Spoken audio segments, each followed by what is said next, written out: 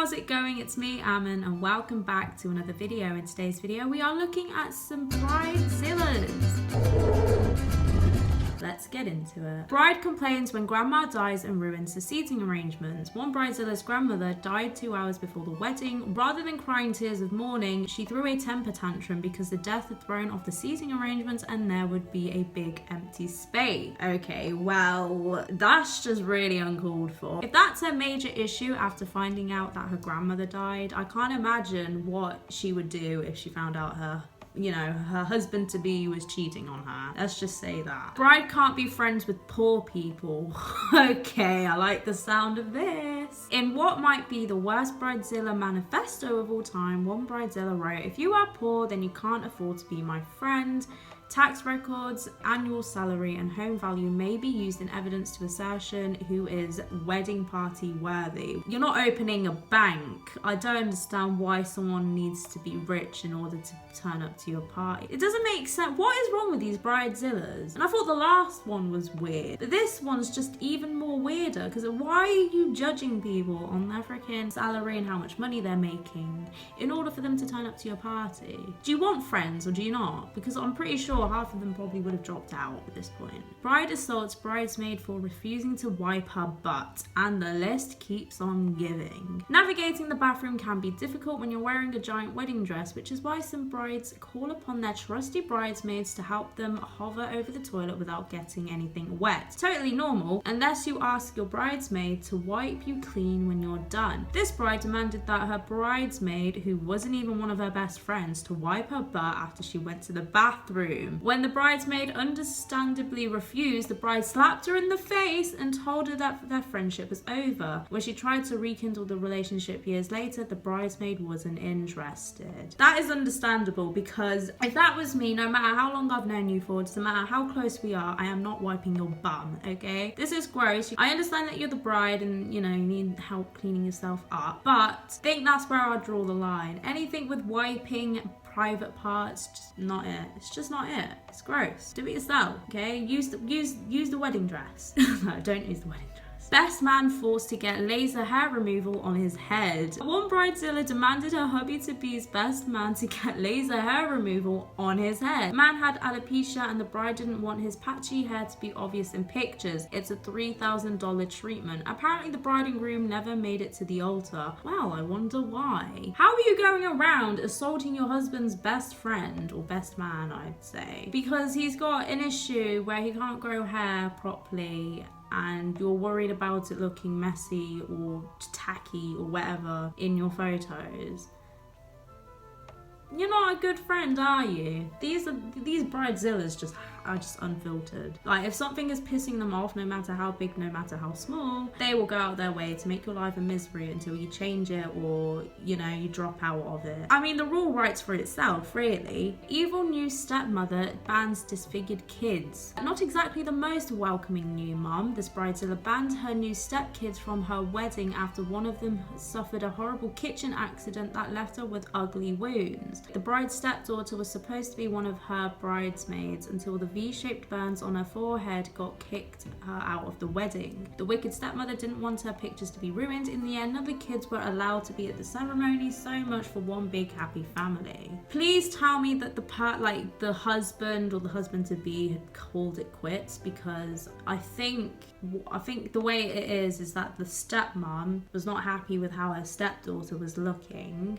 So I think it'd be her husband's to be daughter that she kicked out because of the way that she looked, which is fucked, okay? I'm pretty sure at that point you choose your kids over your new wife, because I don't even know why she would think to do that. God damn, these wives, not even wives, these brides just, ugh, it's what it's giving me. Bride relieved to hear about bridesmaid's miscarriage. Relieved? What do you mean relieved? Oh my god. When a bride cares more about her wedding photos than her friendships, there's bound to be a problem. For one bride, those photos were so important she kicked a bridesmaid out of her wedding for getting pregnant. What? After years of trying, one of the bridesmaids was overjoyed to learn that she and her husband were expecting a baby. The one person who wasn't happy to hear the news was the bride, of course. The Bridezilla was furious that her bridesmaid would now be apparently pregnant for wedding day pictures, so she dumped her from the wedding party. Sad enough on its own, but later, bridesmaid tragically miscarried. When the bride found out, she called her to let her know she could be in on the wedding again. Needless to say, the bridesmaid skipped the wedding. Yeah,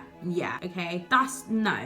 I understand if she murdered your family, but just because she's pregnant and she was going to be a bridesmaid doesn't mean that you need to kick her out the wedding, full stop. Maybe you could have had her as a guest. She probably wouldn't even taken that. I don't blame her. The fact that she was pregnant and you decide to kick her out and then only call her back in because she miscarried is ruthless. Bride demands to be reimbursed by guests. Weddings can be expensive, from the food and alcohol to the venue and music. There are costs at every turn, but when a couple gets married, they agree to take on those costs in order to put on a celebration that everyone can enjoy. Unless you're this bridezilla who felt that guests should pitch in to help pay for her party. When a few guests left $50 cash gifts as wedding presents, she sent this poorly written and terrible thank you note.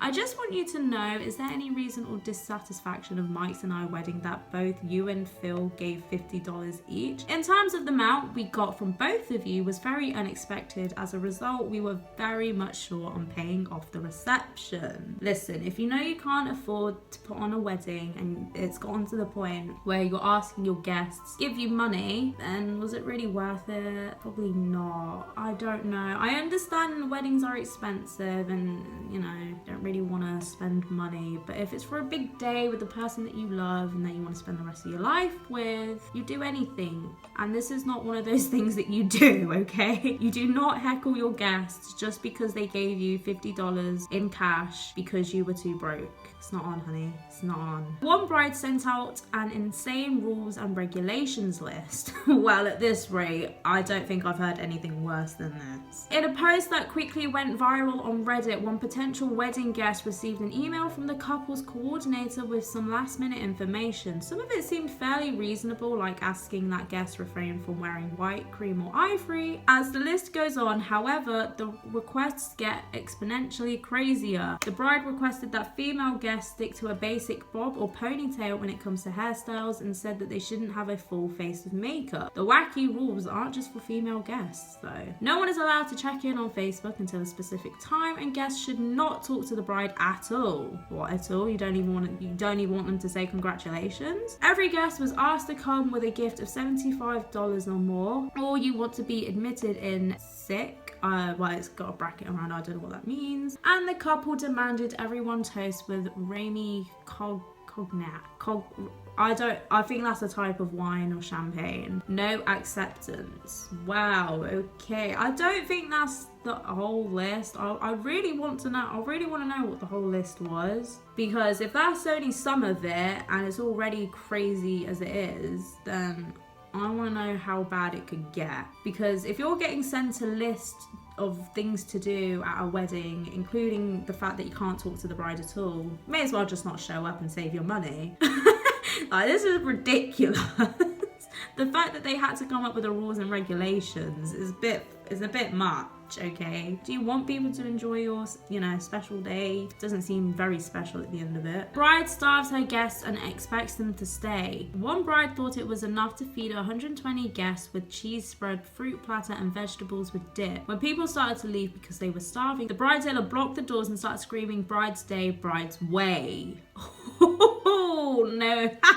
Okay, bride, if you want your guests to fall on the floor and pass out, have it your way, I guess. Bride bans bastards, one way to put it. One religious bridezilla made a rule for her big day. Anyone born out of wedlock was not able to attend the wedding. That's one way to quickly cut down a guest list. Realistically, you could have just lied. If you wanted to go to the wedding, you could have just lied and said, yeah, I was born within marriage. Because what's she gonna do? She can't exactly do anything unless she asks to see your wedding paper, your birth certificate and wedding papers if she was that clever. But I don't think she was if she had to make this rule up.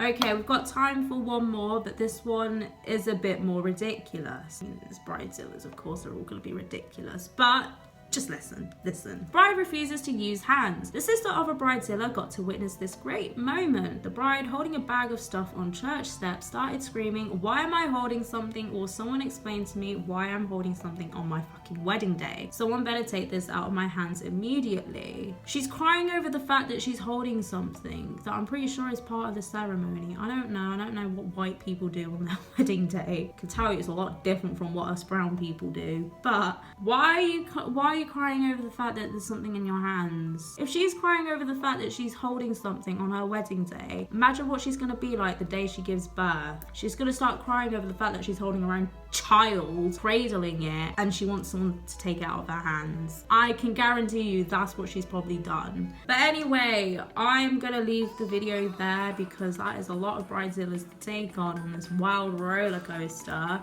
and I enjoyed making it, and I hope you guys did. And if you did, please remember to leave a like and subscribe, and I will see you in my next video.